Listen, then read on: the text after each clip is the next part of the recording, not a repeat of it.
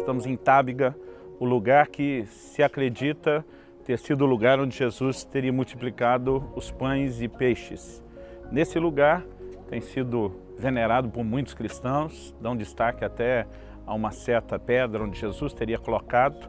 A nossa ênfase aqui, eu quero insistir nisso, não é exaltar ou identificar os lugares e nem tê-los como santos, mas é lembrar a história, é lembrar o que Jesus fez, considerando que Ele é o mesmo ontem, hoje e será para todo sempre. Ele continua sendo o operador de milagres que foi nessas terras. Não é o lugar, é a história que aqui aconteceu, o lembrete que eu e você temos, a mensagem que nos inspira. Aqui do lado de trás nós temos uma igreja, a igreja heptagonal. Ela foi levantada como uma forma de honrar e venerar o lugar e aqui se prestar culto.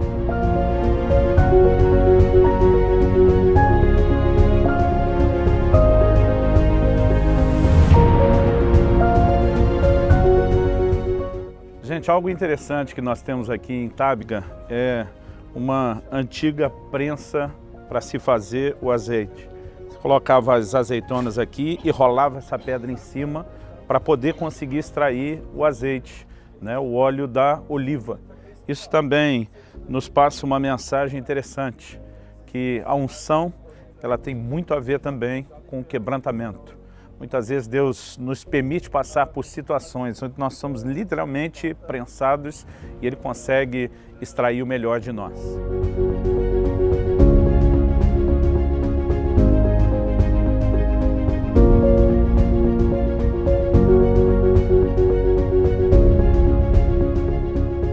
Aqui, antes de entrar na igreja, nós temos no pátio uma oliveira, que é algo muito comum aqui na região.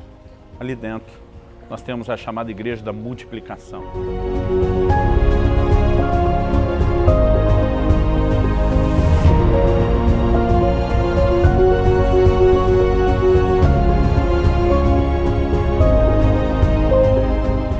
A palavra de Deus nos dá alguns detalhes de muitas vezes as multidões que vinham para ouvir Jesus e serem ministradas por Ele, deles se assentando para ouvi-lo.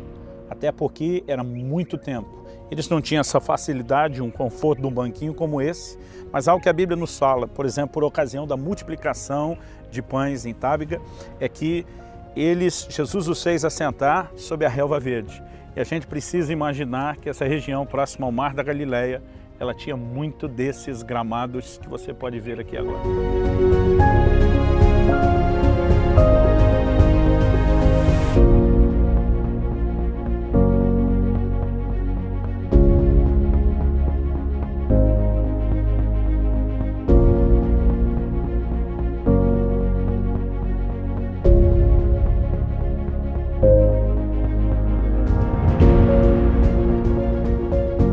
Independente de ser ou não o lugar certo e preciso onde aconteceu, algo que a gente pode dizer, se a precisão não é exata, nós estamos muito perto.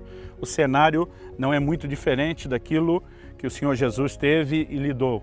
E emocionante estar num lugar desse. Não acredito que ele seja mais sagrado do que outros, mas nos ajuda a ambientar-nos melhor, com uma consciência talvez mais clara do que era os cenários, as distâncias de onde Jesus falou e aonde Ele ensinou.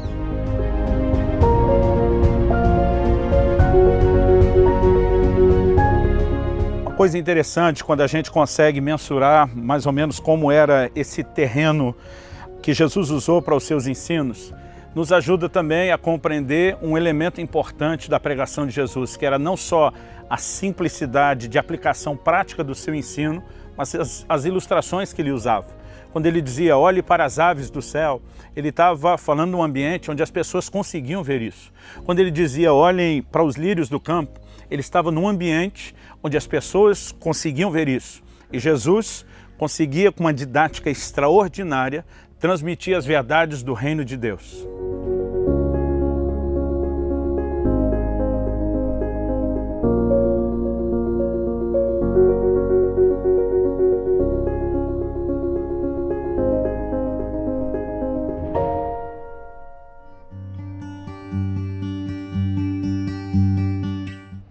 Em Mateus, no capítulo 5, dos versículos 33 a 37, nós temos o registro de parte do Sermão do Monte, onde Jesus diz: também ouviste o que foi dito aos antigos, não jurarás falso, mas cumprirás rigorosamente para com o Senhor os teus juramentos.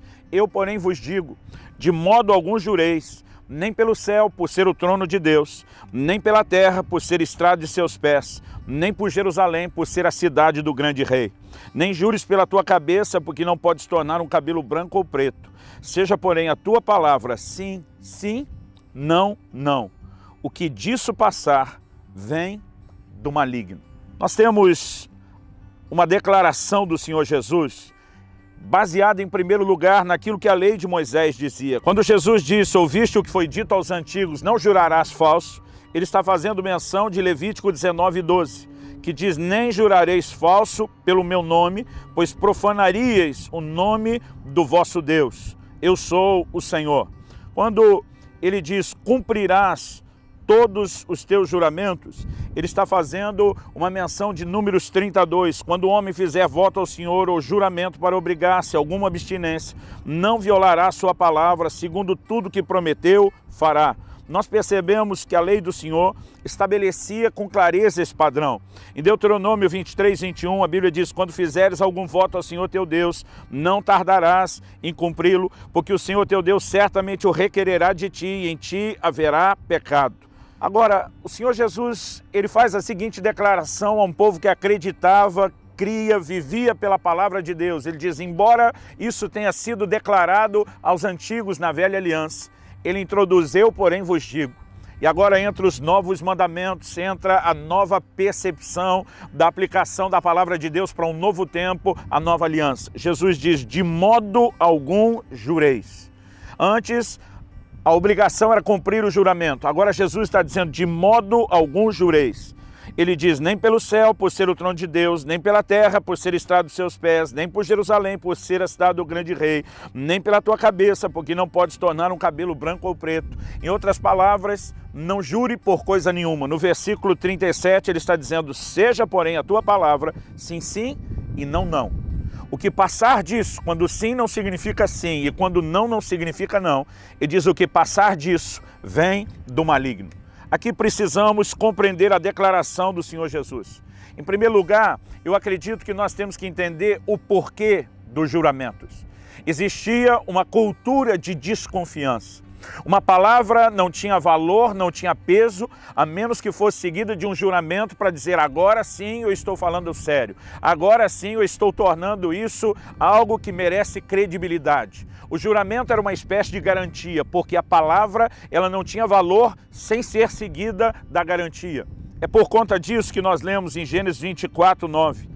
O texto diz: com isso pôs o servo a mão por baixo da coxa de Abraão, seu senhor, e jurou fazer segundo o resolvido. Porque havia necessidade de juramento, era um comprometimento de que a palavra dada seria cumprida. Por exemplo, no livro de Hebreus, no capítulo 6, nos versículos 16 e 17, a palavra de Deus diz assim: pois os homens juram pelo que lhes é superior. É por isso que Jesus está dizendo: não jura pelo céu, não jure por Jerusalém, não jure pela sua cabeça. Ele diz: os homens juram pelo que lhes é superior. E o juramento, servindo de garantia, para eles é o fim de toda contenda. A primeira coisa que precisamos entender nesse versículo 16 é que o juramento era uma garantia, era um comprometimento de que a pessoa honraria aquilo que ela estava falando. Agora, isso também deixa nas entrelinhas que, não havendo juramento, a palavra dada não era tão séria e ela não tinha o mesmo peso. O próprio Deus, para que o homem que estava limitado a esse nível de entendimento, de que o peso de uma palavra que terá cumprimento é seguida de voto, a Bíblia diz, ou de juramento, a Bíblia diz, verso 17 de Hebreus 6, por isso, Deus, quando quis mostrar mais firmemente aos herdeiros da promessa a imutabilidade do seu propósito, se interpôs com juramento. Deus faz um juramento para que o homem consiga, na cultura de desconfiança na qual ele vivia, entender a seriedade e o peso do que Deus estava falando. Então, Deus regulou como deveriam ser os juramentos, o que deveria ser feito e o que não, o que poderia e o que não, e o próprio Deus fez o juramento e ensinou as pessoas a terem uma atitude correta em relação a isso. Deixa eu dizer algo, dentro da minha casa, da minha família, diante da minha esposa, dos meus filhos. Eu acredito que um dos versículos da Bíblia que eles mais me ouviram repetir foi o Salmo 15:4, quando a Bíblia diz: o que jura, e mesmo com dano seu, não muda. Eu sempre dizia, olha, toda palavra dada precisa ser cumprida. Tudo aquilo que fala não tem volta. Se você se arrepender do que falou, colha o dano da sua promessa, mas sustente a sua promessa. No entanto, o Salmo 15 não estava apenas falando de dar uma palavra. Estava falando de fazer um juramento, que era a garantia de que a palavra seria cumprida.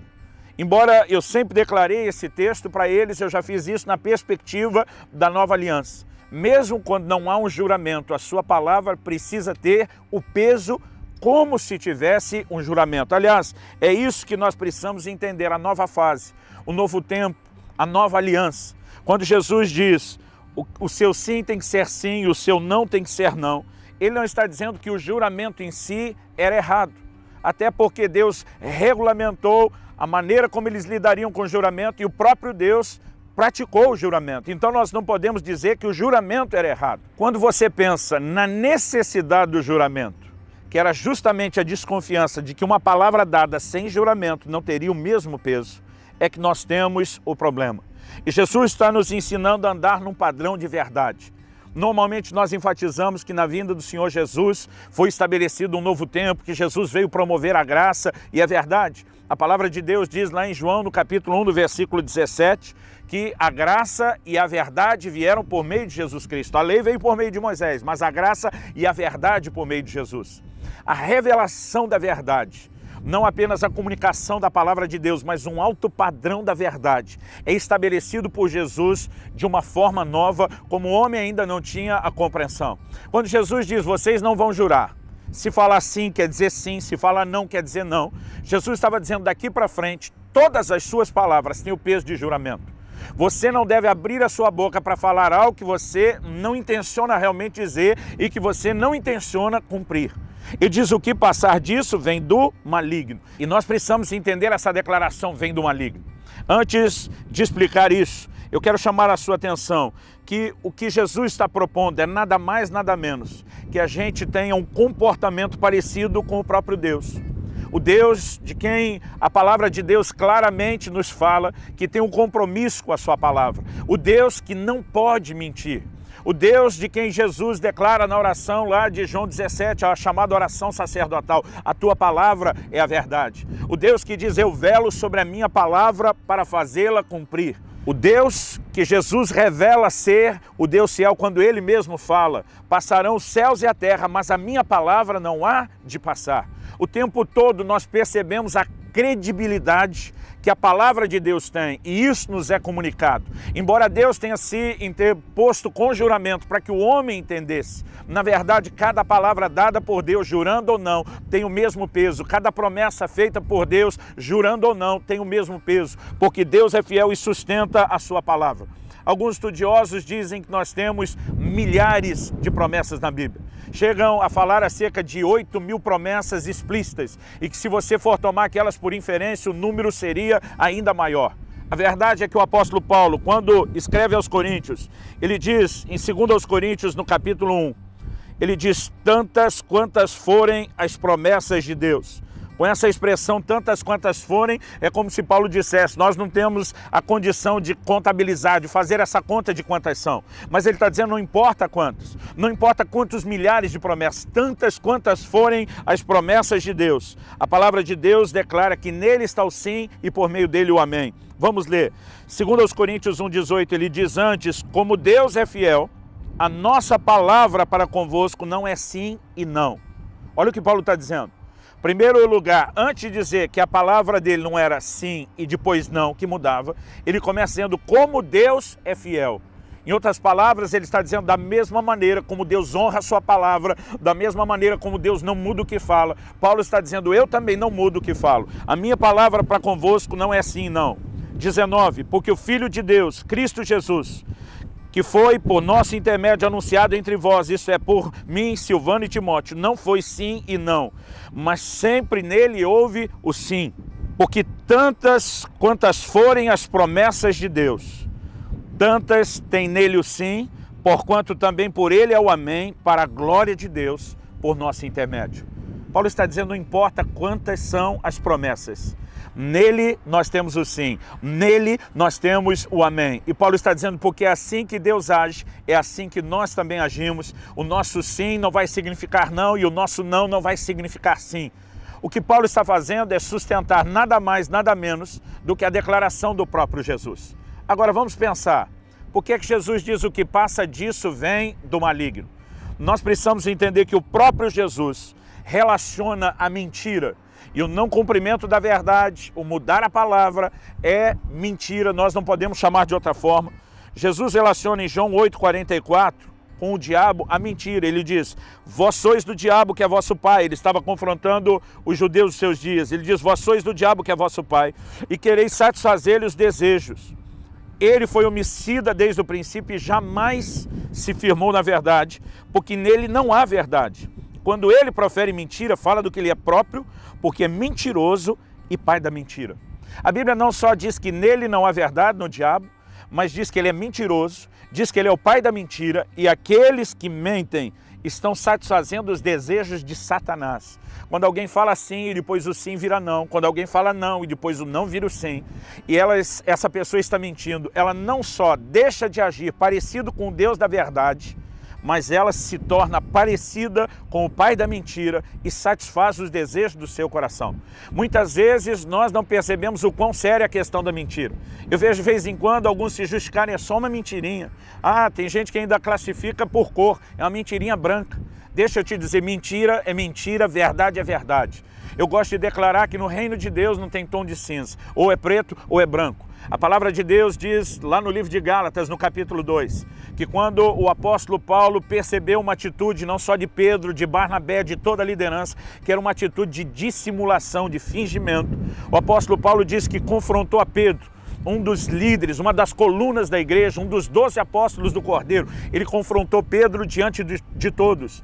A palavra de Deus diz lá que a afirmação de Paulo é: quando vi que não procediam corretamente conforme a verdade do Evangelho, resisti Pedro na cara. O apóstolo Paulo olha para aquele comportamento, ele não diz, olha, é só um pouquinho de fingimento. A Bíblia diz, não andavam conforme a verdade do Evangelho. Não pode haver meio termo. Em Tiago, no capítulo 5, no versículo 12, ele cita, Tiago, irmão do Senhor, cita o ensino do próprio Jesus. Ele diz, acima de tudo, porém, meus irmãos, não jureis nem pelo céu, nem pela terra, nem por qualquer outro voto. Antes, seja o vosso sim, sim, e o vosso não, não, para não cairdes em juízo. Quando seguimos o pai da mentira e não o Deus da verdade, nós não apenas estamos cedendo ao inimigo e à pressão e manipulação de Satanás e agradando os desejos do coração de Satanás, mas isso, por ser uma quebra de princípio, vai trazer juízo. Uma outra possível tradução para a palavra não cairdes em juízo, que no original grego é a palavra hipocrisia. Aliás, na versão inglesa da Bíblia Tyndale, ela foi traduzida exatamente dessa forma, para não cairdes em hipocrisia. O que era a hipocrisia? Era o ato pelo qual alguém encenava, fazia uma encenação como um ator, envolvia o uso de máscaras. É alguém que finge ser alguém que não é. Quando nós falamos algo que não temos a intenção de cumprir, quando mudamos o comportamento, estamos sendo hipócritas. E se você perceber no Sermão do Monte, em todo o ensino de Jesus, a quantidade de vezes que ele usa a palavra hipócrita para confrontar aqueles que não estavam andando de acordo com a verdade, isso deveria trazer temor nos nossos corações. Nós precisamos entender o plano e o propósito de Deus a respeito da forma de vivemos, da maneira de caminharmos e como vamos usar as nossas palavras e como vamos administrar aquilo que já falamos. Devemos pensar antes de falar, para falar só o que intencionamos. E depois de falar, cada palavra deve ter o peso de um juramento e deve ser honrado. Nos próximos minutos, teremos uma conversa prática de aplicação dessas verdades que eu farei com a minha família. Fique conosco, seu coração vai ser abençoado e enriquecido.